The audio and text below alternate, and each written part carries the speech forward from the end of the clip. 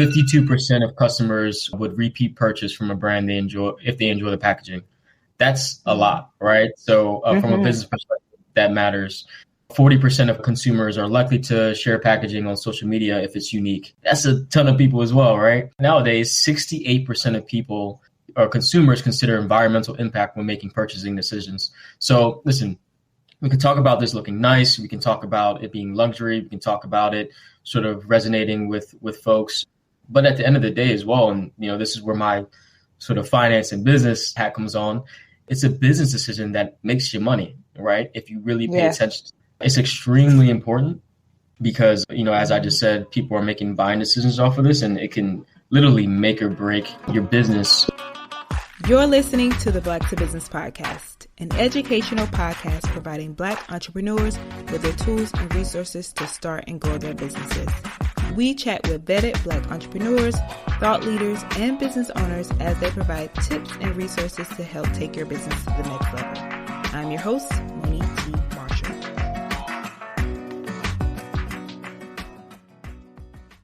Hey, and welcome back to another episode of the Black to Business Podcast. I'm your host, Monique, and today we're diving into a topic that's absolutely essential for any entrepreneur, especially if you're just starting out. We're talking about how to design packaging that maintains your brand identity. Now, you might be wondering why packaging is such a big deal, right? Well, fam, packaging is the very first impression your product makes on potential customers. It's like the front door to your brand's personality, the handshake that says, hey, I'm here and I'm incredible. And that's why today we have an absolute branding visionary joining us to spill the secrets. So our special guest behind today's episode is Mr. Aaron Swinton. Aaron is the founder of MAVRK Studio, a powerhouse design studio that specializes in catapulting CPG and hospitality brands into a whole new stratosphere of awesomeness. He's not just a designer, he's a strategic brand builder, an investor, and a former Division I athlete, bringing a unique blend of creativity and calculated thinking to the table. Aaron is the embodiment of turning visions into reality, and that's why he's the perfect person to guide us through this episode. We'll be learning how to define your brand identity. That's the secret sauce that sets you apart from the crowd. We'll explore cost-efficient ways to improve your brand design so that you don't have to break the bank. And we'll uncover the key elements that make your packaging not just unique, but a siren call for your target audience. So whether you're a seasoned entrepreneur looking to level up your packaging game or a budding business owner eager to make a splash, this episode has something incredible for everyone. Now remember, fam, your brand identity isn't just a logo or a color scheme. It's the feeling you invoke in your customers, the story you tell, and the promises you deliver. And guess what? Aaron Swinton is here to help guide you through crafting that identity into packaging that truly wows. Now lock in, because by the end of this episode, you'll have the keys to designing packaging that not only reflects your brand's soul, but also compels customers to fall in love and keep coming back for more. So whether you're tuning in from your morning commute or driving your late night hustle, get ready to learn, be inspired, and take your business to new heights. Let's dive in. Aaron, welcome to the Black to Business Podcast. Such a treat to have you here. So welcome to the show. Thank you so much for having me. Looking forward to it. Yes, of course. So before we get into today's topic, which is all about how to design brand packaging that maintains your brand identity, let's get into who you are in your entrepreneurial journey. So can you tell me about your entrepreneurial journey and what led you to found MAVRK Studios, correct? Definitely. Yeah. And you said it right. Not a lot of folks say it right on the first try. So kudos to you on that. So I'll dive a little bit into my background. So sort of to start the whole career journey, worked at a startup for a bit that raised a decent amount of money and helped them with finance and operations and all that stuff. And then sort of went into the venture capital world. So started investing in startups, worked for Techstars, which was an accelerator and helped startups build. And that was sort of my experience, right? Finance and building and financing startups. Sort of along the journey somewhere, I noticed a pattern, which was, hey, a lot of these companies in the earliest stages, they just didn't have access to resources to really solid marketing and branding expertise and partners, because you start a business, you have a couple options, right? You get your cousin to make the website, you get your uncle to make the branding, and then you kind of scrap it together, or you hire an agency that costs a lot of money, right? To be frank, and not a lot of startups have that to begin. So really wanted to create something that could sort of solve that problem.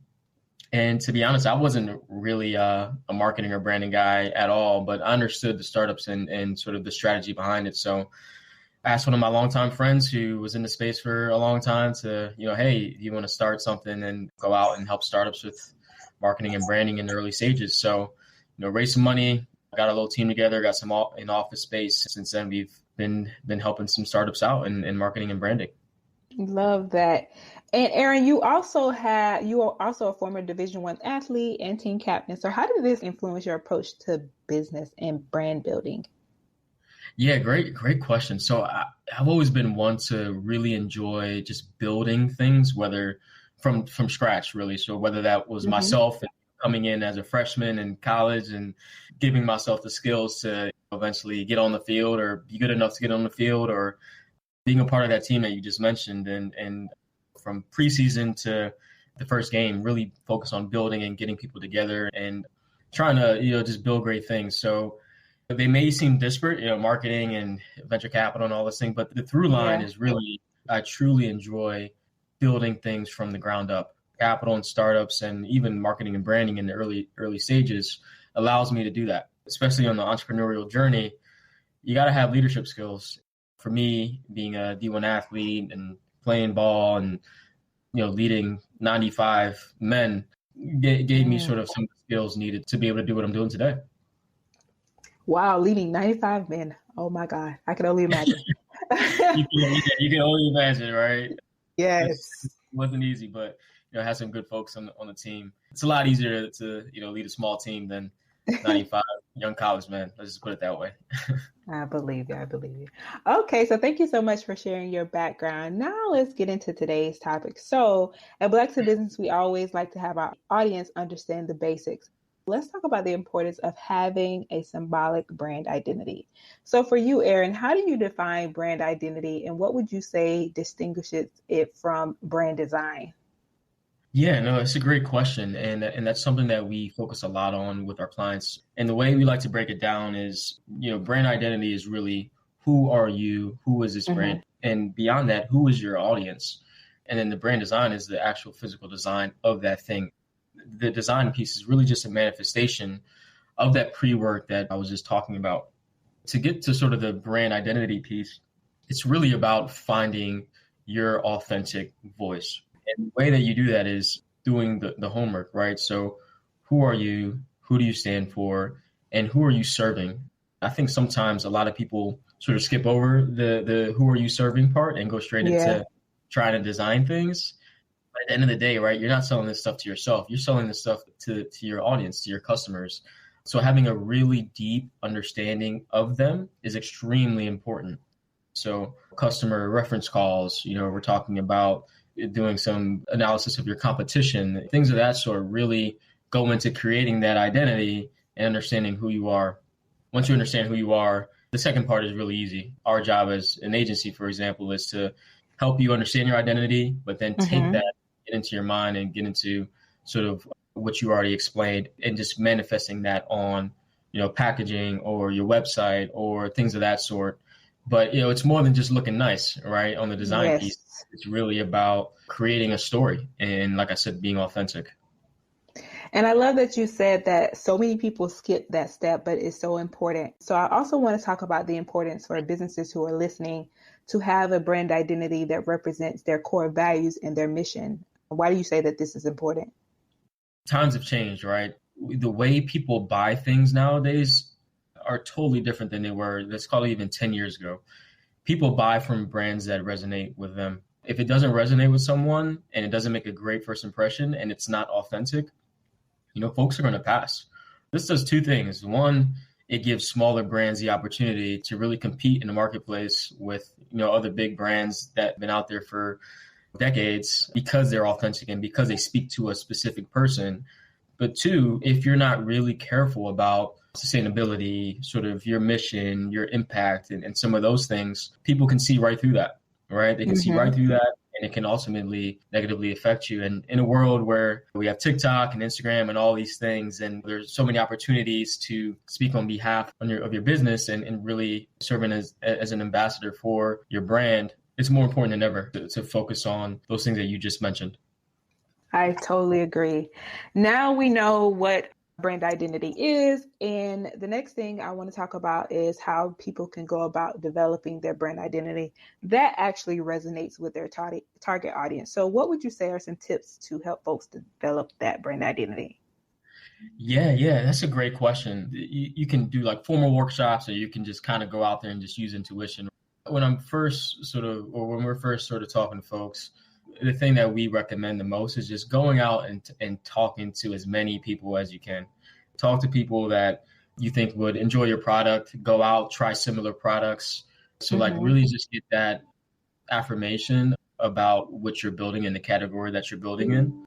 After that, and after you got a good sense of what people are sort of looking for or what they like, the second piece is really sitting down and getting that on paper. So I sort of mentioned this at the beginning, but that pre-work that I'm sort of referring to is, hey, let's sit down. Let's talk about what are 3 uniques about this company. Let's talk about the 3-year mission. Let's talk about the target. And let's really get deep into who this customer is, from where do they hang out? How much money are they making each year? What are their ages? All these things, which then inform that identity. Mm-hmm. Once again, it really comes down to really committing yourself to doing the pre-work and not rushing sort of that process. And Aaron, this is the Black to Business podcast. So of course, we want to know how all of this relates and is important specifically for Black entrepreneurs. What would you say are some of the benefits of having a strong brand identity for entrepreneurs, especially Black-owned businesses? So I think, and it kind of relates to the things that I was already sort of mentioning before, but for Black-owned businesses, folks want to, Black consumers, let me put it that way, folks want to buy things that they feel like are speaking to them. So if anything, I think it's a real opportunity for brands to really create something for an audience that they know, right? That, they understand sort of what folks are looking for. They understand sort of culturally what's going on. They understand what's sort of needed in these demographics and these audiences, right? So it's really creating a way in which you can create something relatively easily, and then you're creating it for a very specific person or a very specific demographic. The other thing I would say in that piece is don't rush it and really commit to creating something and doing the work to create something great, because it's so easy to create a brand nowadays, especially in the CPG space in which we operate in. Sometimes folks can just build something and want to sort of get it out there and put it there. That can be okay, right, with testing and iterating, but it's hard to take back a first impression. I would also say really commit to taking the necessary steps and finding the right partners to help you sort of round out the edges that you don't already have. So whether this is a packaging partner, whether this is a design partner, whether this is a manufacturing partner, get a good one, right? And talk to folks that have done this before to help you get good ones, right? Because it all really matters, right? And if you come out with a quality product that speaks to the folks and demographic that you want to speak to, you could have great success in this space. Yes. And so now let's get into constructing. Now that we have brand identity, let's actually get into constructing your brand through packaging. Now, I must say, when I saw you all come down our pipeline, I looked at your page and I'm like, oh my God, your work is amazing.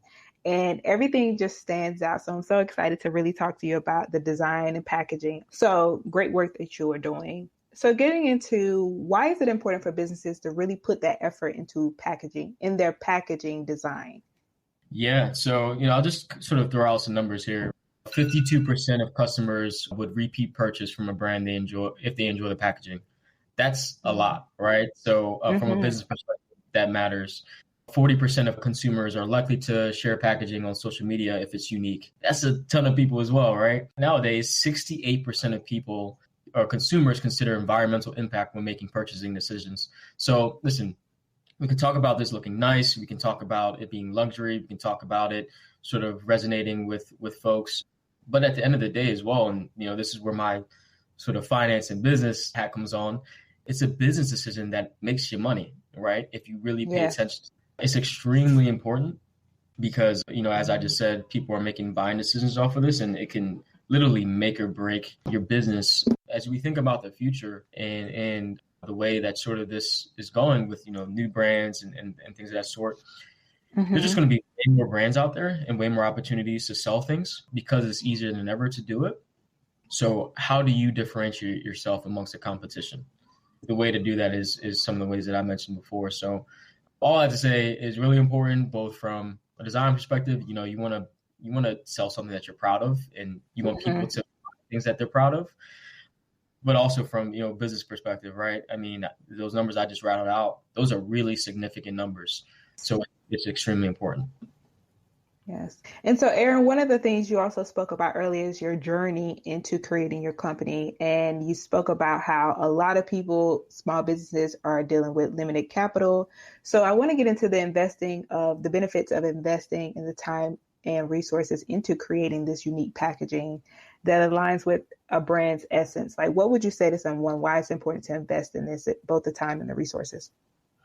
There are a couple of things that I like to hit on here. One is, why invest the time and the resources to do the pre-work. And then the other is literal investment.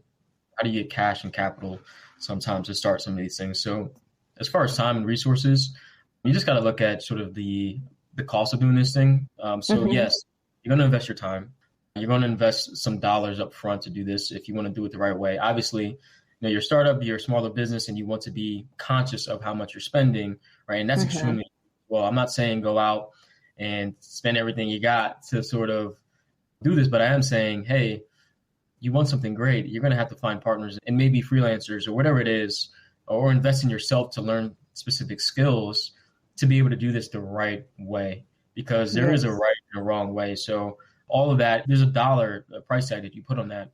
But the way to look at it is, hey, you're going to put that dollar, that investment up front in this thing, including your time. You will reap the benefits out of this in the long run if this is a brand that you want to build for the long run. It does matter for the businesses. And then sort of that second piece that I was talking about in return, in terms of investment, there are ways to get capital out there for investing in the early stages of your business, right? Is it easy? No, not at all. But there are ways to do it, right? Whether it be friends and family that, maybe you get $2,000 checks from 10 people that that really appreciate you and know that you can build something great, or whether it's a small business loan, like things like that. You'll have to get creative. But at the end of the day, right, if you're starting a business, this is not going to be the first time you got to get creative, Yeah. So even from the investing standpoint, when I look at, I talk to entrepreneurs and startups, we're not just evaluating the business, we're evaluating the founder's ability to make something out of nothing. Right. And sometimes that involves raising capital when you can. Sometimes that involves being scrappy. So, there are different ways to go about it. But to answer your question, it's really important to put in the investment up front, but also being mindful of how much you're spending. And Aaron, you've worked with a lot of brands, and can you think of like a success story of a client? Because thinking back to you giving some of those numbers to us earlier, can you think of a client where packaging design played a significant role in enhancing their brand identity? Yeah, so there's one that I really, really want to talk about right now. I'm not sure if I can say the name yet, but I'll give you the sort of the explanation of the company.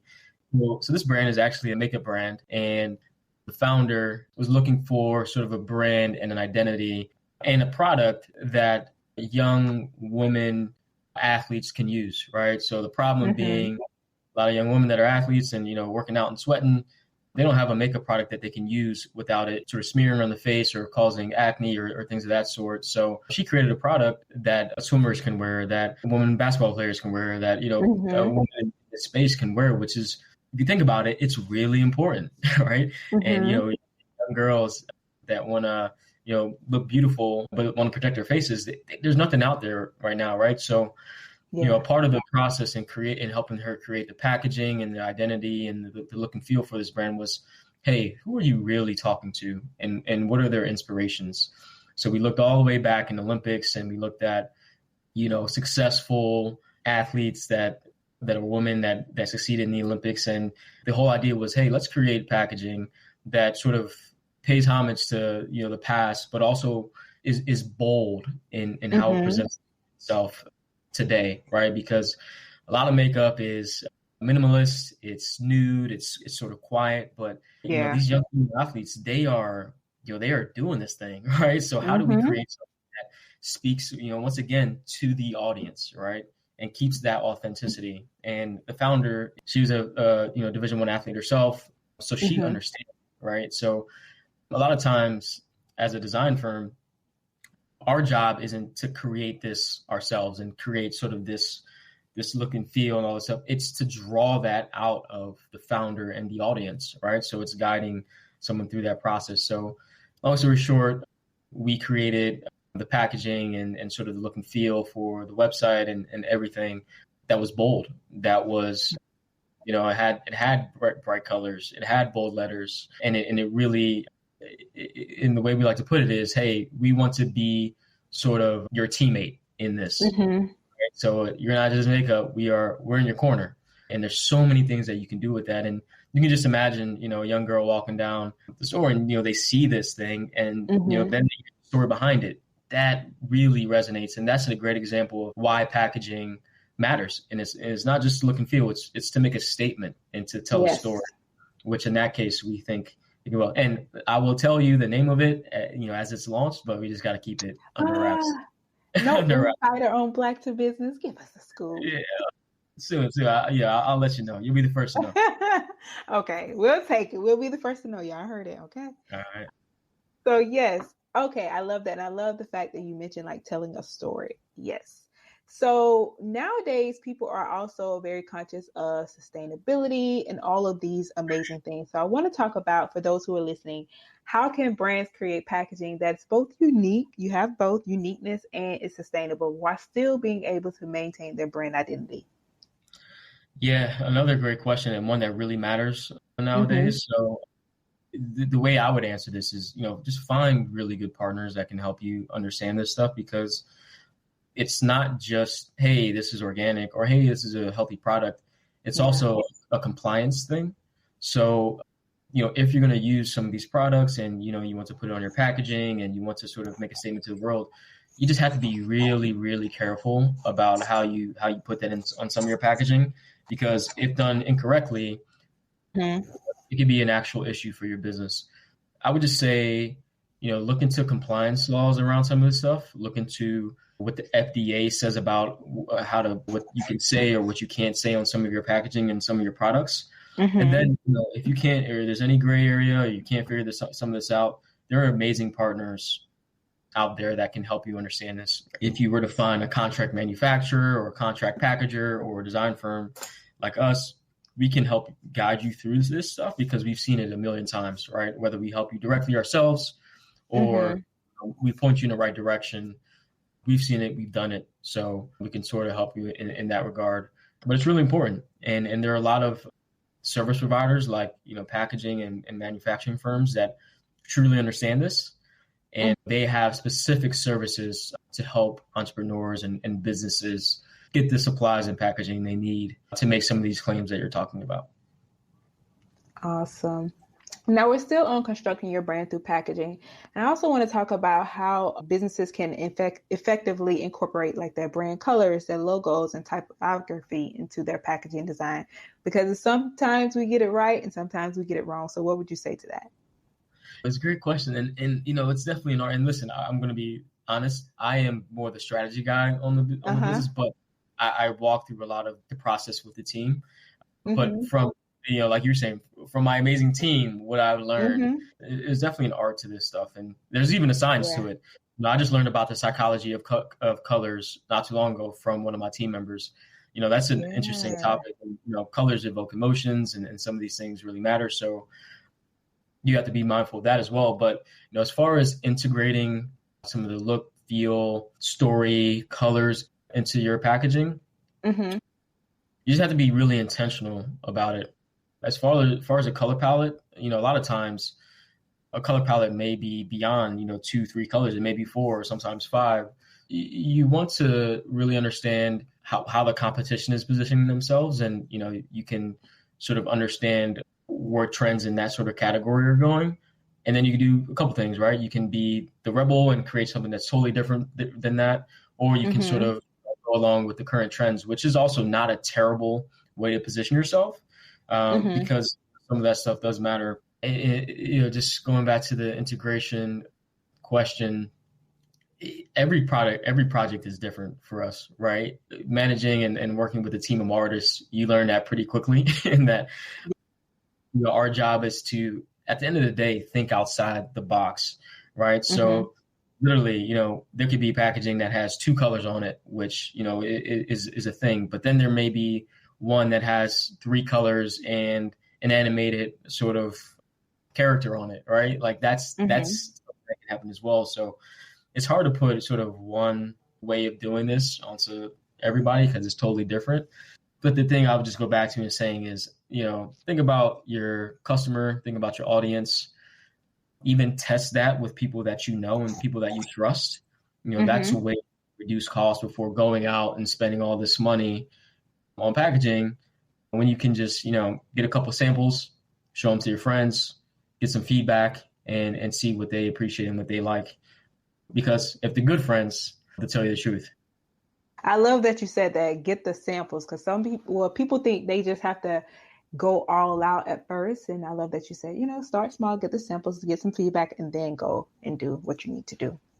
Yeah, exactly. And sometimes you can go beyond your friends, right? There are sort of some platforms out there that you can use to test. And, we're even exploring things and ways to create testing for some of our clients. So, is a way to do it that doesn't, burn your pockets. With all that being said, it is really important to test in everything, right? Not just the packaging.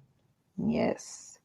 And Aaron, one of the things that you mentioned earlier is it's hard to take back a first impression.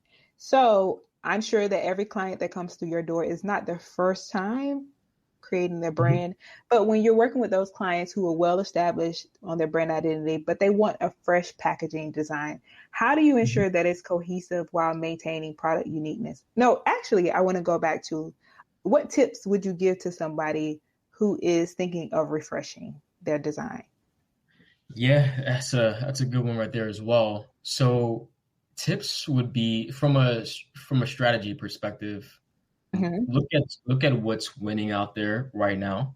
And there are different ways to understand that. So what's winning? How are they winning? What marketing strategies are they using? What colors are they using? What fonts are they using? Like, understand that and understand sort of what the sort of status quo is. And then, listen, a rebrand isn't always the best for everybody. And sometimes rebrands go terribly wrong, right? So the first thing is, our whole thing is, listen, we're not going to tell you to do something that you don't need, right? Whatever that means, whether that's a web refresh or brand refresh or packaging refresh. So we're going to give it to you straight. But if you decide it is the right time, then we agree with you. It's really important to do what I said, which was the sort of understand the competition. And then the second thing is just, again, doing the homework, understanding sort of who your customer is, undergoing the workshop, developing some inspirations. I feel like creative work is different. Now, we have a framework that we follow, but the outcome is a lot of times going to be different. And to that, so with those people who you are, especially when it comes to those who are more well-established, and when it comes to refreshing, how do you make sure, or would you say that that's how you make sure that it's cohesive while maintaining like their product uniqueness and what they already have? Yeah. So I'll give you an example. We worked with a company that's been around for 32 years, right?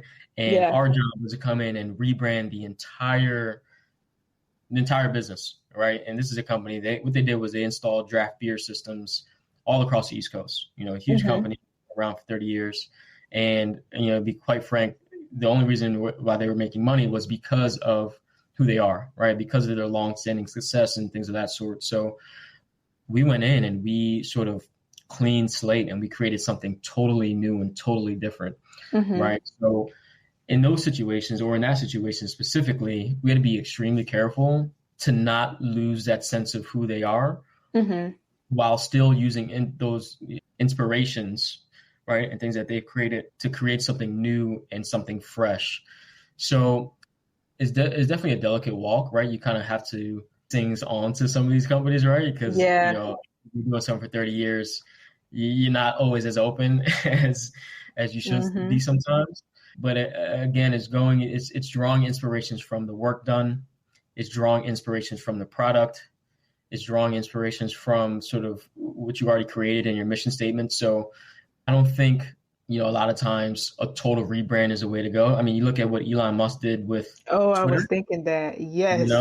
Like, who knows how that's going to turn out. But sometimes that's not the best thing to do, right? Because you develop so much brand equity. Yeah. How do you totally turn away from all of that brand equity, right? Or at least draw some inspiration from some of these things. So, we don't totally recommend things like that, like total refreshes. We recommend things that really stay authentic and true to your core, right? So listen, you had 30 years of clients, you've had success in this space. This is how you talk about yourself. So how do we use those existing things and create something that might be a little bit aesthetically different, but still speaks to that same customer, still speaks to the same person, and still, maybe in an odd way, still makes you feel the same way.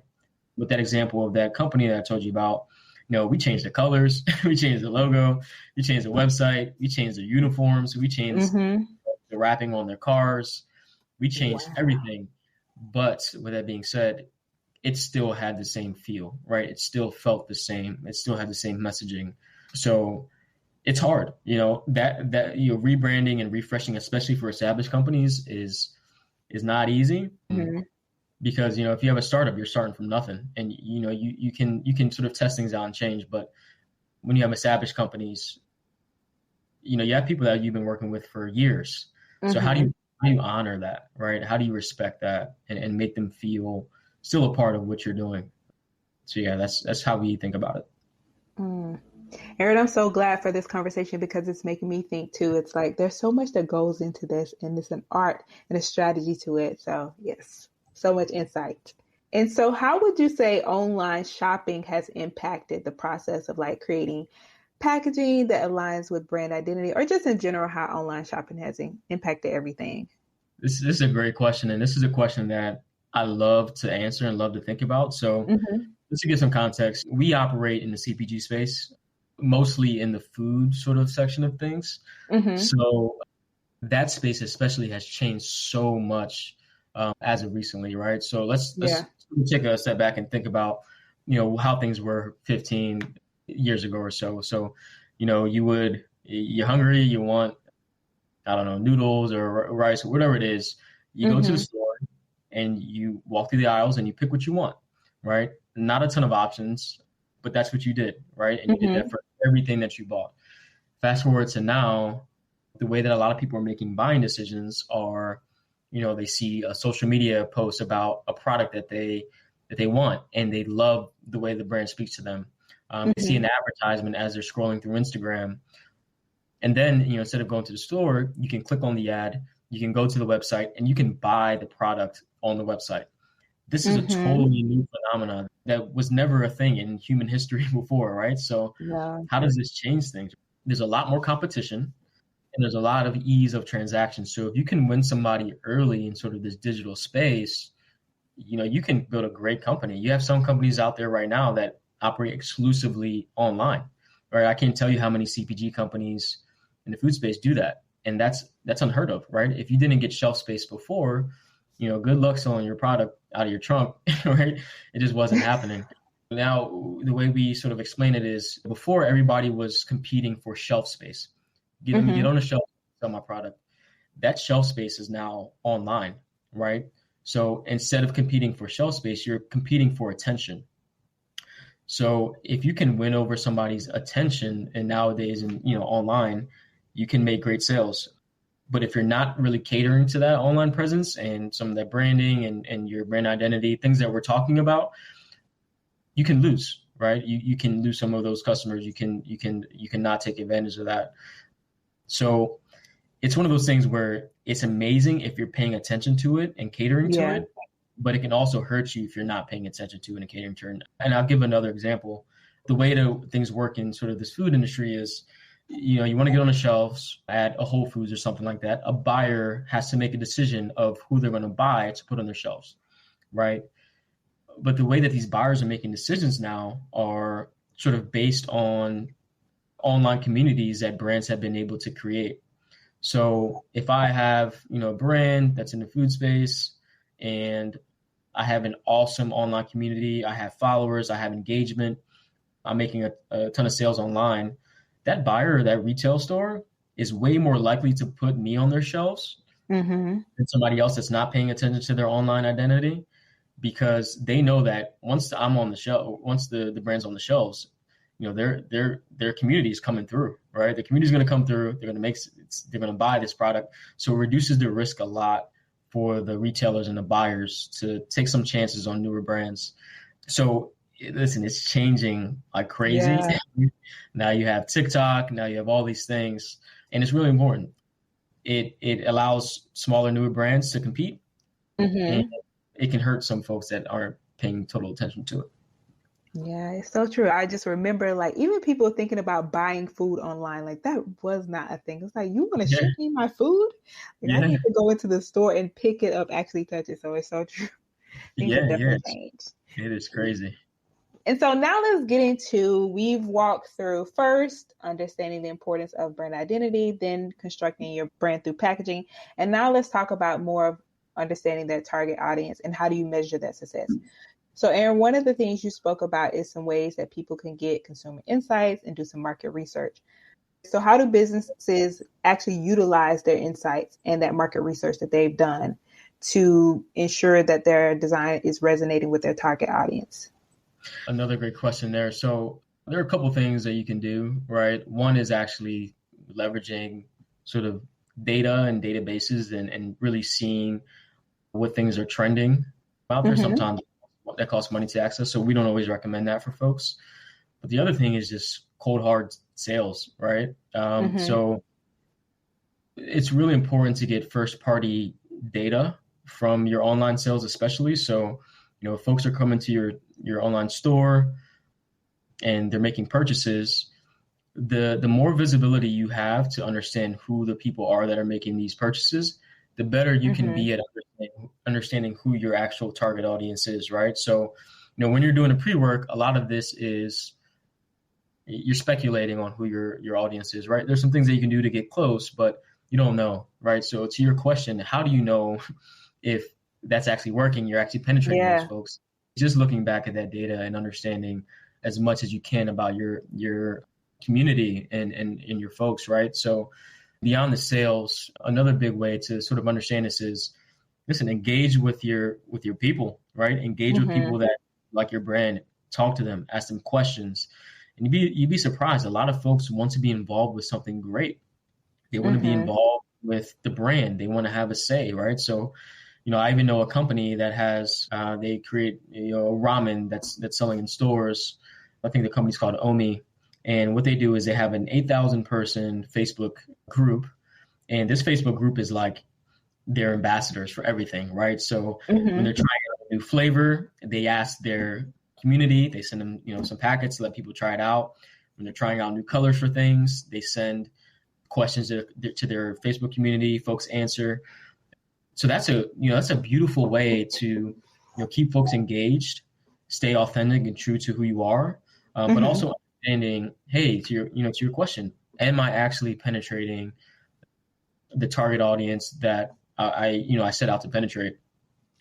So it's not always quantitative. Sometimes it's qualitative.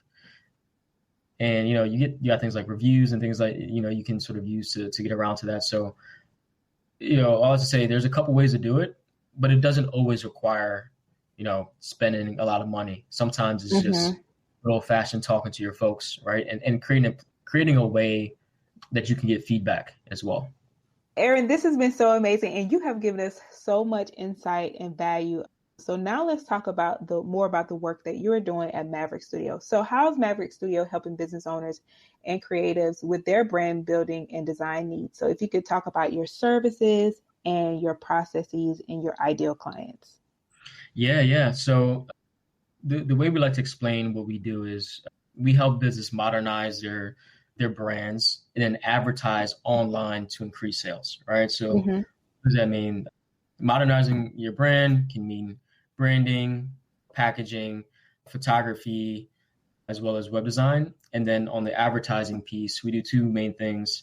It's social media management. So we're managing social media on behalf of our clients, as well as paid advertising on, Facebook, Instagram, and some Google ads. And everything that we do is all in-house. So, we're doing photography, we're doing the videography, we're doing everything because, what we sort of found and learned out there was, you have agencies that sort of do specific things, right? So you might have an agency that does the photography and videography work and creates the content. Then you have someone else that does the sort of advertising piece, right? We want to do it all, right? We really want to be sort of an outsourced partner for our brands. And like I was saying before, we're not going to tell anybody to do something that they don't need. We pride ourselves on being more than, a swipe of a credit card. It's really a partnership, right? We care about what we're doing and the folks that we're helping. It's also fun as well to build things. Yeah, that's how we approach our work. Love it. And so what would you say are some of the benefits of outsourcing this versus people trying to do it themselves? Yeah. So it comes down to your budget, right? So if you can figure out how to do things yourself, do it, right? There's no, like I said, I'm not going to tell someone to do something that they don't need, right? And that's plain simple. And our job isn't to, swipe the credit cards. It's to really help out, right? So there are some things that you should absolutely do by yourself, right? If you can do it. But if you do it incorrectly, that could hurt your business, right? So as you think of sort of the pros of outsourcing some of these functions, and it's not always just design, right? Sometimes it might be packaging and things of that sort. But as you're thinking about investing in some of these things, it really comes down to a couple things. Time, which is extremely important, because if you want to grow, you're eventually going to have to hire someone in marketing or somebody of that sort. The other thing is just making sure it's getting done correctly and right? So, we launched and worked with countless brands and really large ones as well. So we know how this goes, right? And it's not always just our work. It's also the partners that we know. It's some of the retailers that we may know. It's some of these other groups and folks that we know that we can connect our customers with, because if our customers don't win, we don't win. That's what it comes down to. So our job is to give folks the resources they need, and whatever that means. Sometimes, we work with folks and help folks and give ideas, and, it's not even a part of our services. We do it for free because, that's our job, right? And that's why we created this thing. Yep. I love it. And Aaron, for you as an entrepreneur and business owner and leader, how do you stay organized? Like, are there some favorite tools or resources that you use in your entrepreneurial journey that you can share with my audience? Yeah, so I'm not the smartest guy, right? So I need everything to be laid out in front of me. If it's not in my calendar, it's not getting done. That's just how I am. So I'm also a simple guy with that being said. So everything, including my personal life, is in Google Calendar. Everything. I'm using Calendly for everything, right? That is like probably my number one go-to tool because it automatically integrates with my calendar. And then I have a simple checklist called Microsoft To Do on my laptop, where I have literally every single task that I need to do, including going to the dry cleaner, on my to-do list, right? And it gets checked off throughout the day. And every single morning, I put every single task that I need to do throughout the day on this list, and it gets done, right? It allows me to be efficient because I don't have to think a lot about what I have to do because I already thought about it this morning. It allows me to stay organized as well. And, what I was finding before was, I would go about my day and I would do things. And then, maybe 2 weeks later, I would say, oh man, I forgot to do this thing. Right. Or I totally forgot. If I forget nowadays, I can go back to my list and things that weren't finished, and I can find it and, I can get it done. So, I'm heavily reliant on tools because I need to be. Those are the three tools that I use the most. Yes, I love that and being more efficient. Like that's how I think. I was thinking about that today actually. It's like I like to make as least amount of decisions as possible. So if it's already down, like I don't have to think about it as much. There you go. So what do you use?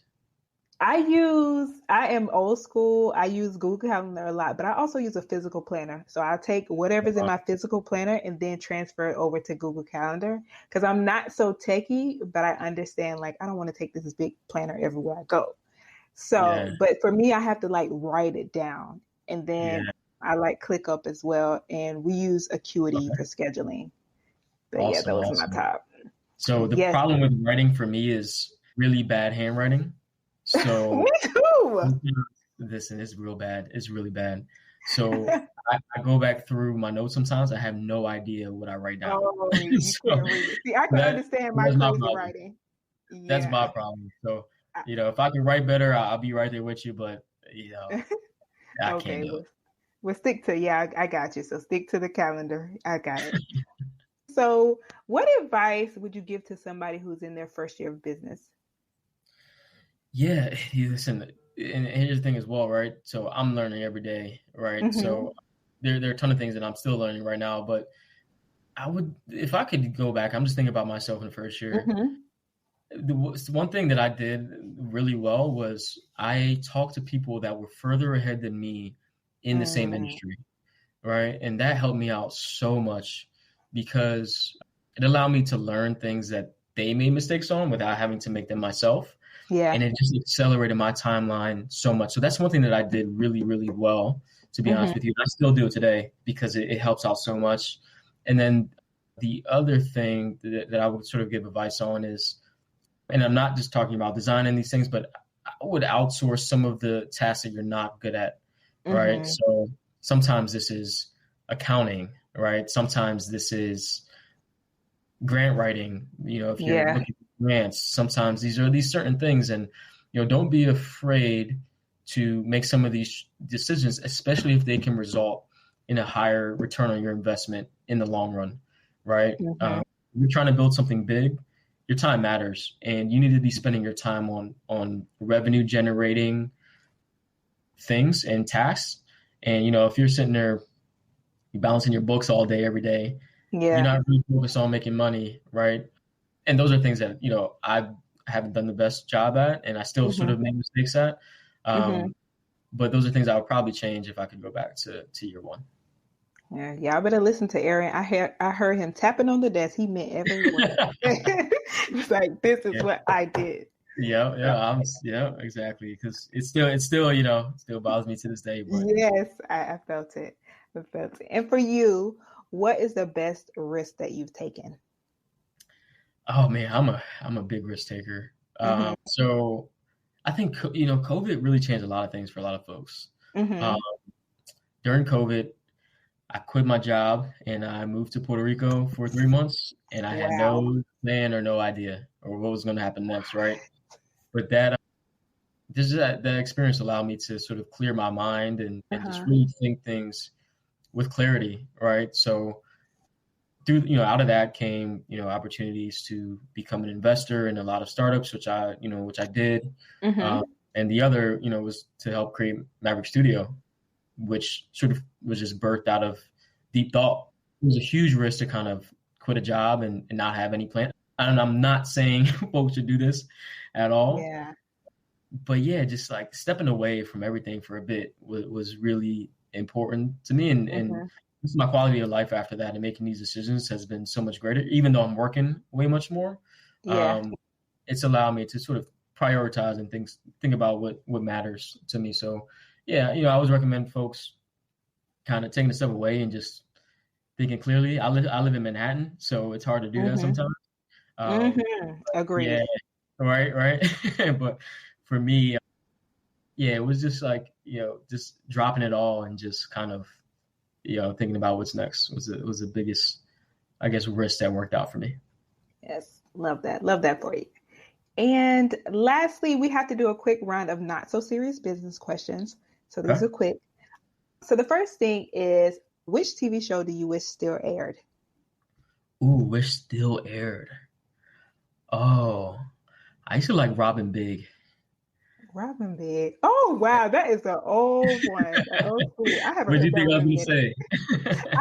I thought it was gonna be like an old school type show, Yeah, but the that way one's back, like, like yeah, sitcom or yeah, something. I don't know. I was always a yeah. weird kid, right? So I always just watched random stuff.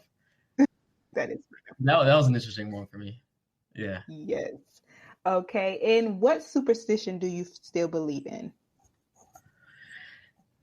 You step on a crack, you break your mother's back. So I have slight OCD, and Huh? everything has to be sort of perfect, and I'm a slight control freak. So when I walk, I still have that in my head sometimes when walking down these Manhattan streets and try to stay away Yeah. from the crack because I love my mom. Love that. And if your business had a mascot, what animal or what character would best represent it and why? Interesting question. Maybe like a fox. I don't really know why, but Yeah. it felt right to say. But I think so. We're a small team, right? So we're 5 people. Everything, like I said, that we do is in-house. Some reason or another, we're able to create things and products and websites and do branding exercises that feel like major companies are doing it, right? And that's how we want to be. We don't want to change. So I feel like we're very, I don't know what the word is, agile, right? And we're able to do a lot with a little, which I don't know, feels like a fox. I don't have a better answer for you. That's good. The first thing that comes to mind. I love that. And Aaron, finally, what does it mean to you to be Black in business? It brings me pride, right? I'm extremely proud of who I am and my roots and my family. So it means a lot to look at my family and them be proud of me and being a representation of them, right? And everything that I do, right? This podcast, right? I'm a representation of my family. You as well, you're the same. And going into the world, right? And just showing up and being proud and being able to speak confidently and all these things and doing it in a way that literally not everybody's used to seeing, right? Yeah. Well, it gives me just, I would say just pride in that, I can be an example of, what our community is about to the best of my ability. Love that. And so people who are listening, this has been amazing conversation. They're listening and they're going to want to know, how can they find you? How can they support you? Please share. Yeah. So I'm not the biggest social media guy. I got to get better at it, but our Instagram is at MAVRK Studio, MAVRK STUDIO.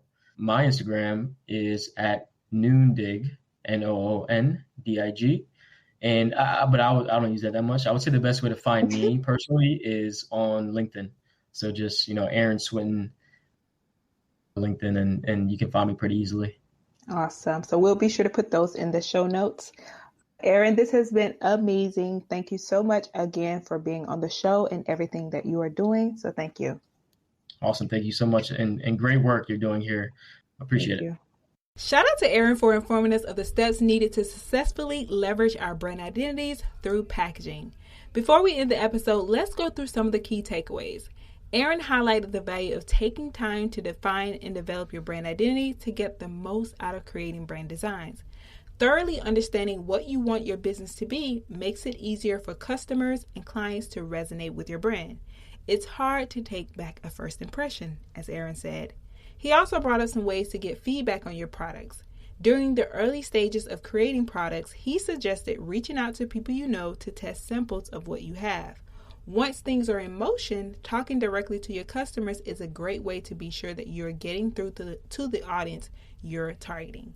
You can find out more about Aaron and MAVRK Studios or the resources he mentioned by visiting blacktobusiness.com/161. Thank you so much for tuning into this episode and being a part of the Black to Business family.